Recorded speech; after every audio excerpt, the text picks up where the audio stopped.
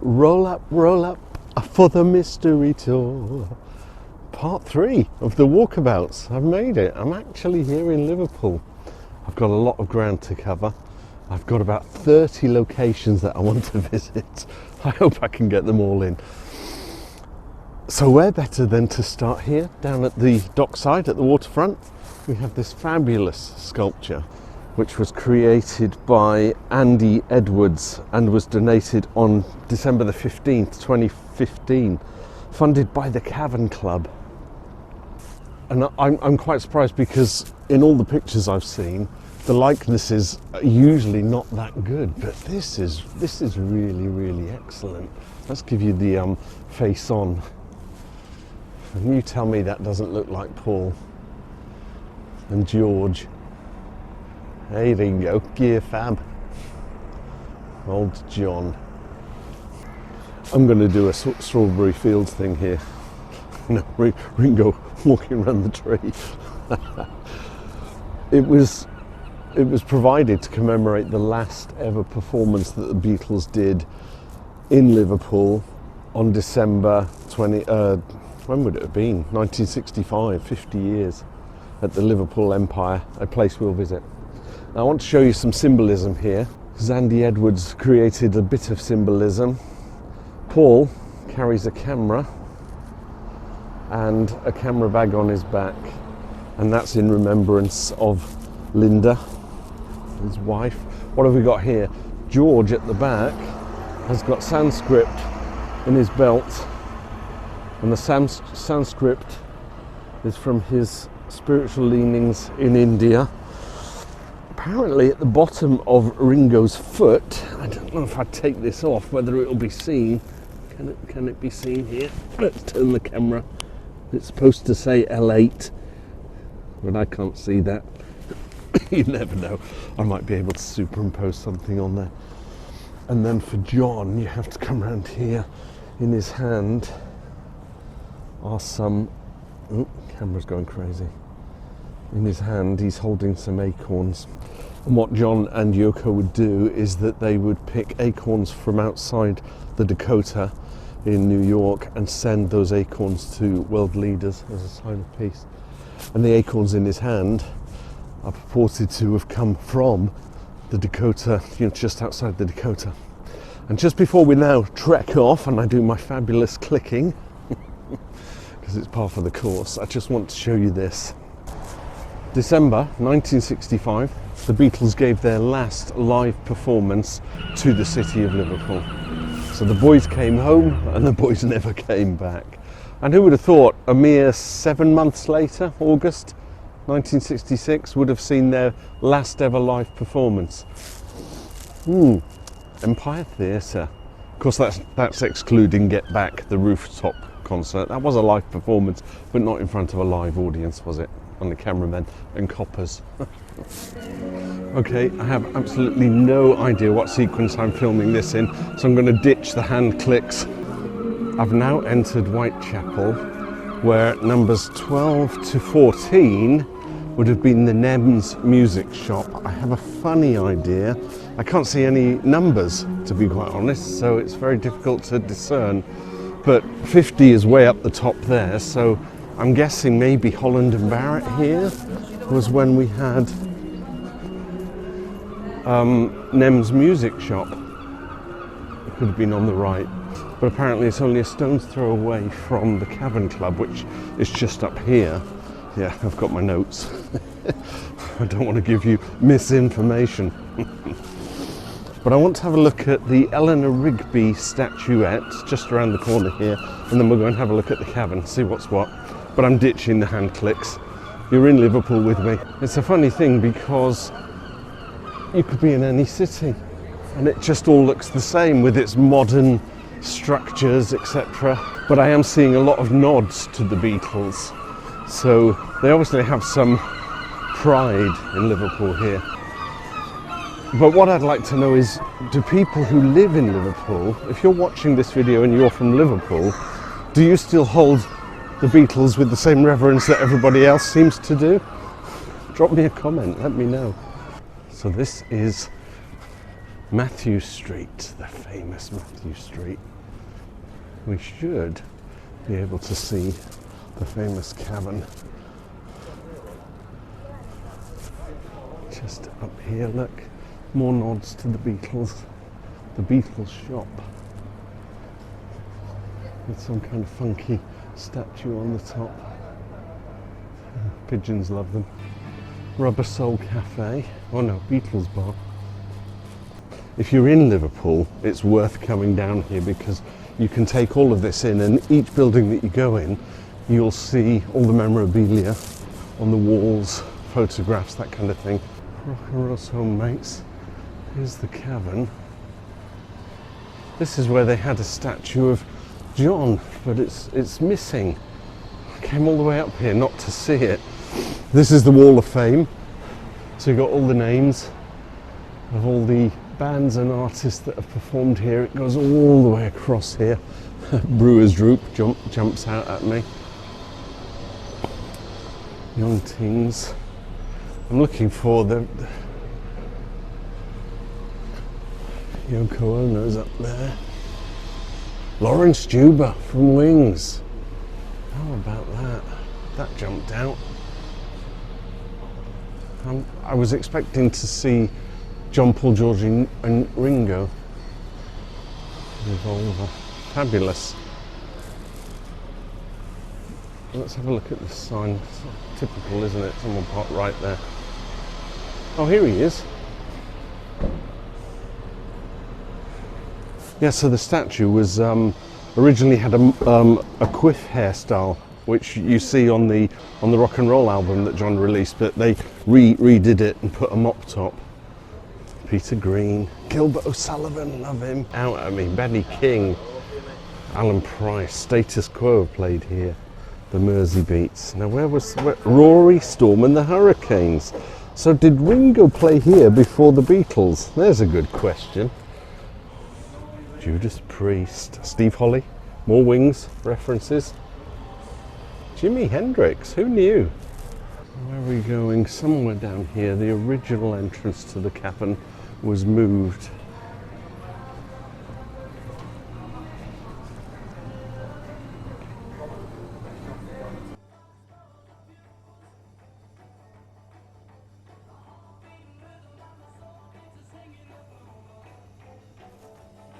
Is that poetic license? Pete Best and Stuart Sutcliffe? I mean, the Beatles we know, right? The Fab Four. And everything has a grounding and a foundation from something. But I'm not sure that they can be credited as being the Beatles. I have no doubt that they were influential in the commencement or the build-up or the creation of it. But until the Beatles actually signed a contract and became a managed band, then yeah, maybe Stuart and Pete. Can't really, I don't know. Leave a comment, correct me, shout at me, do what you like. I don't care. Okay, here she is. So here on Stanley Street, there is a sculpture created by Tommy Steele. And he said to the Liverpool Council, I want to create a sculpture. Something's missing.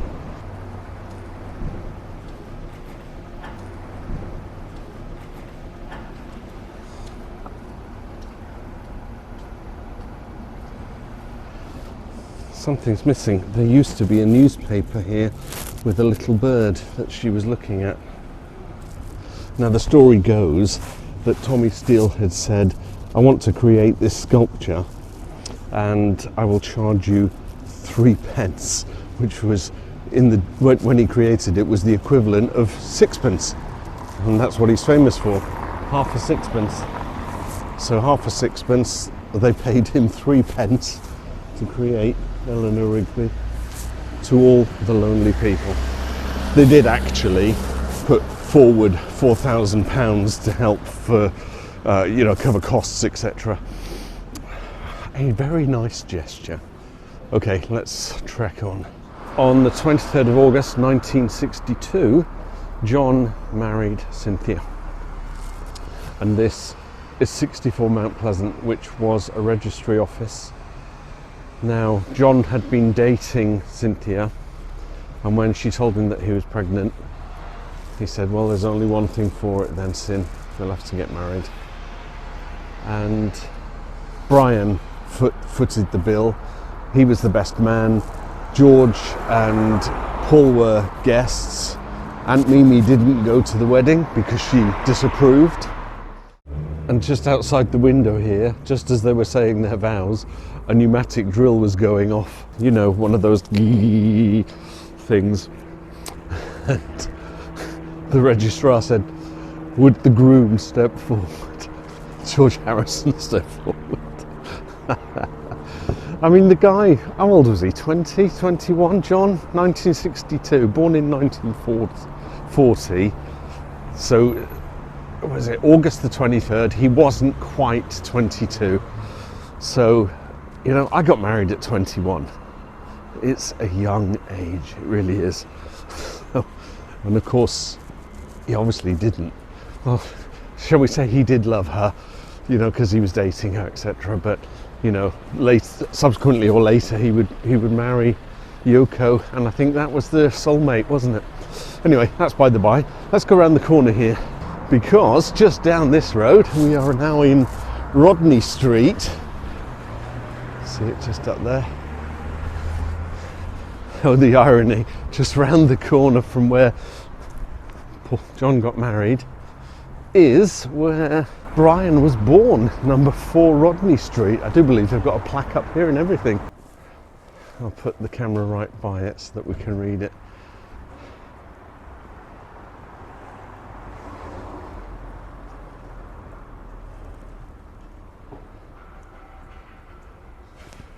Yeah, Brian, born in this very house.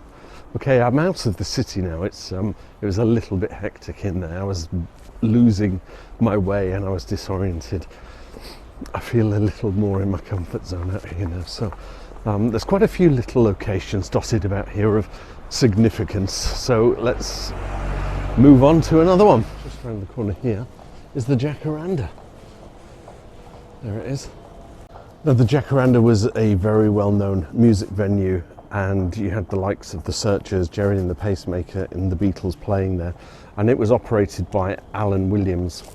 And Alan Williams had a kind of a working man's agreement with his Hamburg counterpart, who was Bruno Koschmider, and he would send the Beatles over there, as well as other acts. And we know the story with the Beatles, you know, sort of living in a one room at the back of the bar or wherever it was, and playing 40 consecutive nights. But I think it grounded the Beatles. And Alan Williams was actually, I suppose you could consider him to be the Beatles' first manager, prior to having an official contract with Brian Epstein. So yeah, the Jacaranda, fascinating. Let's go and find something else. So after John and Cynthia had got married, they had nowhere to live. And so Brian gave them this place. This is number 36 Falkner Street. And they had the single apartment, which I think was down there. And it was here that Brian would have his secret liaisons, and so he kept the apartment and he kept it apart from his home life. But knowing that Cyn and John had nowhere to live, he gave them the apartment, and it was here that John wrote "Do You Want to Know a Secret?" And the song was taken by Billy J. Kramer and the Dakotas and became their first number one. I think it actually became John's first number one. It was released kind of the same time as From Me to You, March/April 1963. So yeah, 36 Falkner Street. Right, I want to go and see what Ringo was up to. So what was Ringo doing? Well, he was being born. The council are doing this up. This is really lovely. This is Madryn Street, and Ringo was born in number 9. He didn't stay there long, but he was being born, he was being a very sick child. He was spending a lot of his time not at school because he was ill. He then subsequently moved with his mother and his stepfather into Admiral Grove, which ironically is just around the corner here. So you could actually walk from his birth house to the next house that he stayed in. But look at this pub. That is the Empress. And you will probably, if you're a big fan of Ringo, his first debut album, A Sentimental Journey, featured the pub on the cover of the album, which wasn't received very well and still isn't to this day. However, it says on the top,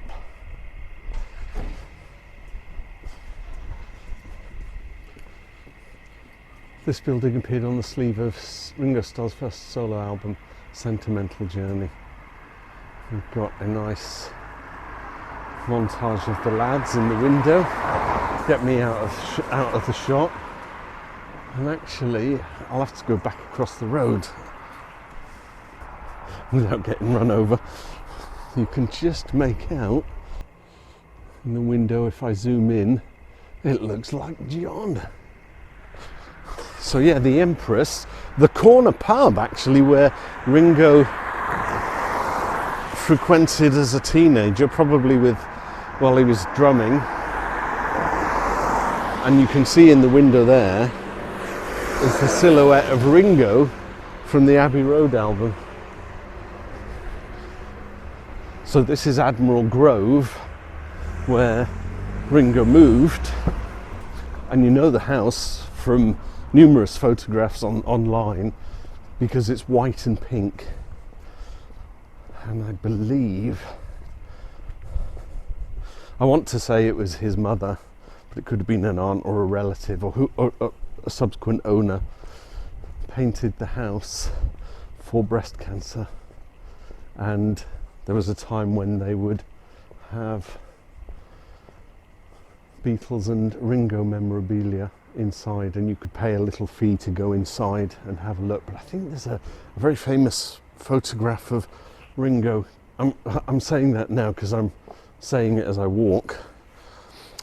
If it is, then I'm going to post it just here. I've got it in my head. There's a picture of Ringo walking along here, you know, in his suave 60s pointy shoes and all that kind of stuff. It got a bit warm. I had to take my coat off.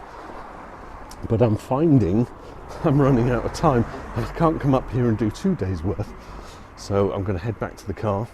We're going to go over to see Penny Lane and Strawberry Fields and Menlove Avenue and Forthlin Road. I think that kind of will wrap it up. I've been out hours and hours. I wonder if I can make this into a 20-minute video. We're now in Liverpool 18, and this is Penny Lane. Have you ever driven down Penny Lane? I'm going to get to the junction, cross over, there's the bus terminal. And then what I'll do is try and find somewhere to park, and we'll have a look and see if we can find all the iconic locations. The Sergeant Pepper's Bistro. Penny Lane. So those signs, here's a couple of pictures of people taking signs.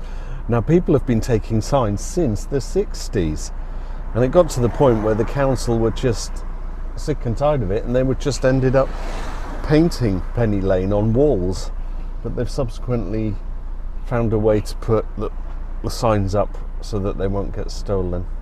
Okay, so this should conjure up some kind of memories, even though we've never ever been here. That is the bus shelter that's still used to this day. It's the bus terminus. I'm going to cross the road here, get out the sun so that we can see it. So that used to have a shelter on that side. Now you have to think about all the things in the song. Tony Slavin, the barber shop, Penny Lane Barbers.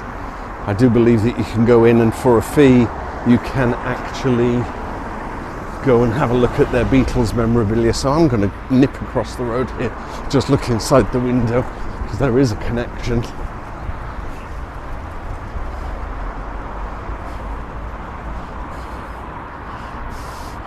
I wonder if they had their mop-top hairstyles cut here.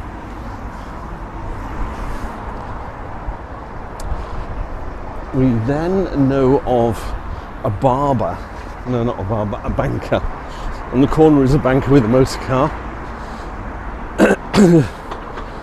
That it's either this building was a bank, and it was a bank because you've got the old ATM machine holes there. It's now a surgery. In fact, that is the old bank that the banker used to work in. And what you've got to remember is that this bus terminal was right on Paul McCartney's route when he was nipping in and out of town. And so he'd sit on the bus, and in fact there's one coming. So he'd sit on a bus like that, or going down the road. There's another one there. And all of these things would be in his mind. Gosh, I'm standing on the roundabout, on the corner in the middle of a roundabout. Now, they had a friend, Beth Davidson, and Beth used to hang out with Cynthia Lennon, and they did the art school stuff together, but she wanted to be an actress. That's where she wanted to go and have her future. And in the song, on, what was it? A pretty nurse is selling poppies from a tray, right?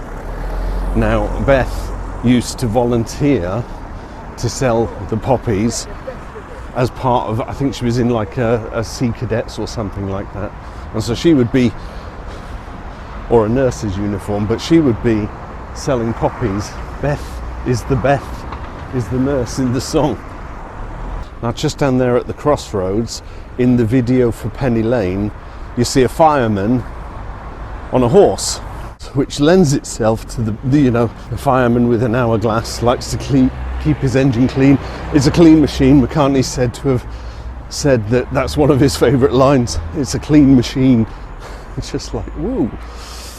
But in the video, apparently it's actually a policeman.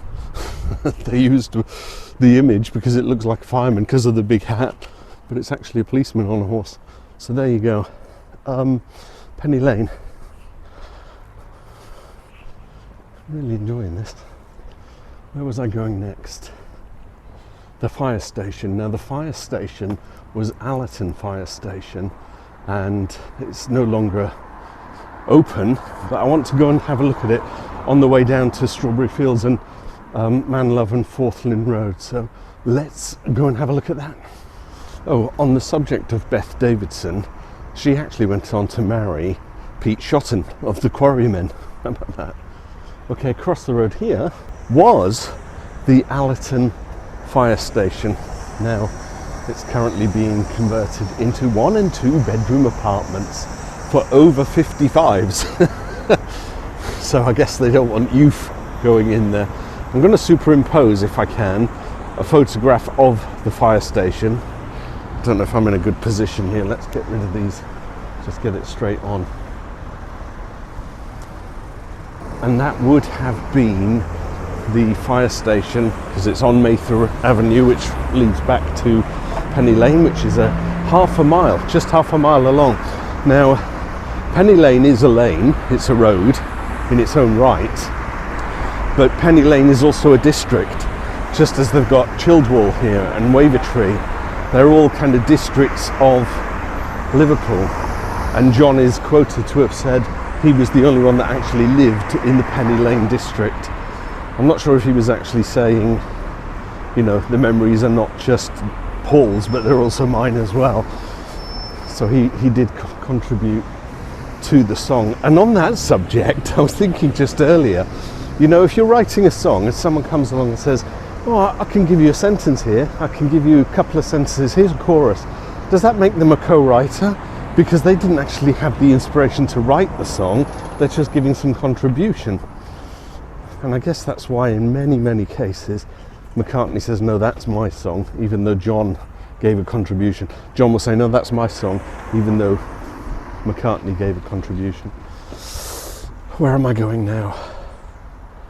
I think I've got 2 or 3 left. Let's go and have a look. So no Beatles tour would be complete without visiting Paul's house and John's house. 20 Forthlin Road.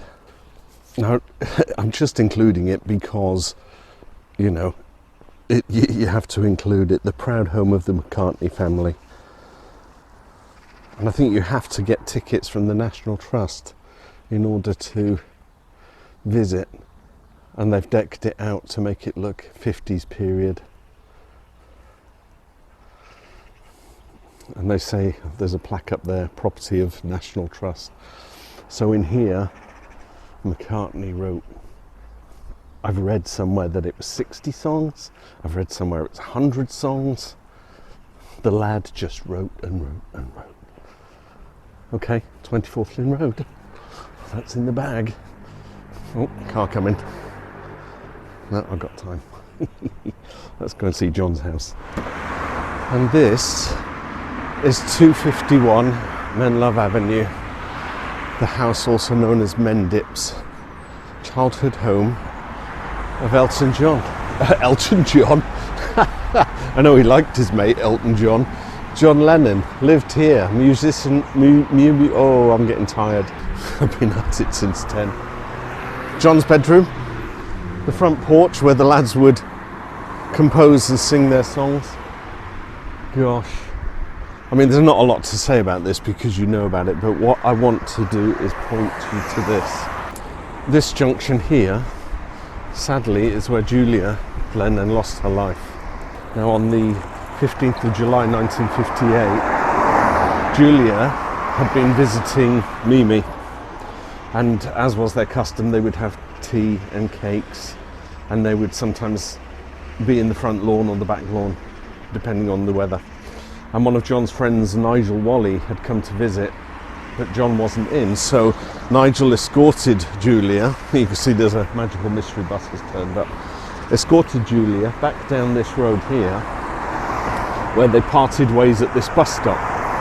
And Nigel would have gone off Vale Road, or he was waiting there. But Julia made her way across the road, which I'm going to do. So these verges in the middle actually used to be tramways. They used to have a tram system that would run all the way down and then into the city. But during the period, they had thick bushes at either side. So Julia was crossing the road here, and she was hit by a car, and it was being driven by an off-duty policeman, PC Eric Clagan, I think his name was. I'll write it here so that you can see. Now, he was a learner driver, and in order to learn to drive, in the UK anyway, if you're watching this from anywhere else, you're given a provisional license which entitles you to drive a vehicle as long as you're accompanied by a professional driver, i.e. a driving instructor, or another driver who's held a license and a clean license for 2 years. So I could take my children out and teach them to drive. PC Clagan was a learner driver, and he was in the car by himself.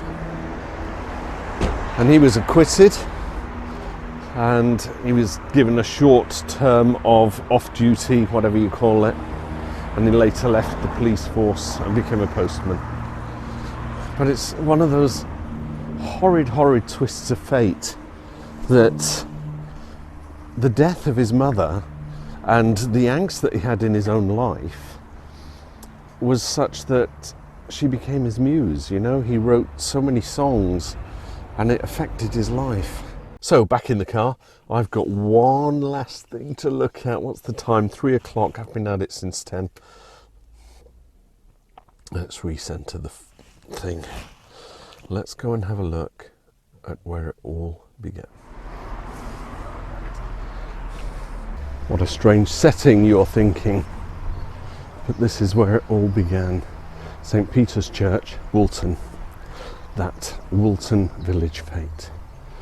I'm just going to walk around the back of the church here, because the village fete was held in a field beyond the bushes at the back of the church. It's now a school, and I'm not going to be filming with my camera at a school because I will be locked up. But John and the Quarrymen were performing here. They had a mutual friend, Ivan Vaughan, and Ivan had said to Paul, why don't you come along and meet John? I think you'll like him. And so Paul had watched them perform and was not really that impressed, remarking that John was making up the words. He knew the chorus but he didn't know the verses, and he had his guitar tuned as a banjo, which we all know. Anyway, I'll take you over there in a minute, because later that evening they met and performed. The Quarrymen performed in the village hall at Woolton, which is just where that 20 sign is down there, where Paul was invited to join the Quarrymen, and he did. The rest, as they say, is history. But if you look here, this brick wall, the lads used to hang out here, and it's this whole thing of Eleanor Rigby and the whole grave thing. And I can walk here, but you've got this gravestone. I'm going to walk in here so that you can see it.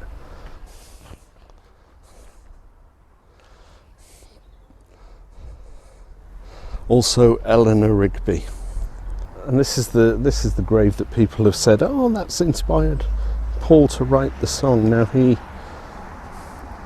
I wouldn't say he emphatically denies it. He says it might have subliminally gone in, that, you know, he saw Eleanor Rigby as he and the lads were, you know, cadging cigarettes along the wall here and tuning their guitars, all that kind of stuff. But the Eleanor, he says, is from Eleanor Bron, from the Help movie, and Rigby is from a store or a shop he saw in Bristol, because it was originally going to be Daisy Hawkins. Daisy Hawkins picks up the rice. Just doesn't fit, does it? So the Simon Peter Centre, something quite interesting down here. This is quite crazy, filming when there's school kids out. I feel like you know, shouldn't be doing it. But this is it here, the Simon Peter Centre, for ye of little faith. I just want to have a quick look at the village hall at the back, and this is where Paul had come in and was playing 20 Flight Rock to John in here. It all happened here. 14 and 15, or was it 13 and 15? 2 years separating them. The Quarrymen, featuring Eric Griffiths, Colin Hanton, Rod Davies, John Lennon, Pete Shotton and Len Garry, performed on the afternoon of the 6th of July 57 at St Peter's Church Fete. In the evening before their performance in this hall, Ivan Vaughan, who sometimes played in the group, introduced his friend Paul McCartney to John. As John recalled, that was the day I met Paul. That's it, started moving. Now the picture at the top, I'm going to zoom in, is actually, it's quite clever. It's the photograph that we all know from the Quarrymen performing, with John in the middle and the string bass. And what I'll do is, if I'm at the right angle, I'll superimpose that for you. So yeah, Paul McCartney, John Lennon. Well, I think that actually concludes it. I've missed off a few things. I've missed off George's homes, but they were kind of spaced out and far apart, and I can show you some pictures of them, but you can search them on the internet. Beatles merchandise to purchase inside, but it's closed. How can I buy it? I've no idea how long this video is. I'm kind of tired, but it's done and dusted. I've now done my 3 parts. Link on my left hand side, always get it wrong, to the other 2 Beatles walkabouts in London. I think because this was the beginning, this is where it all started, this is where they were teenagers and kids and born, then it was appropriate to add it into the collection.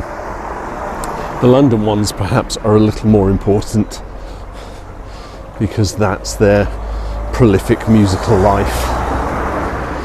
So I shall say thank you for watching. If you enjoyed the video, please give it a thumbs up and perhaps even subscribe. You never know what I might be throwing out on this channel in future days.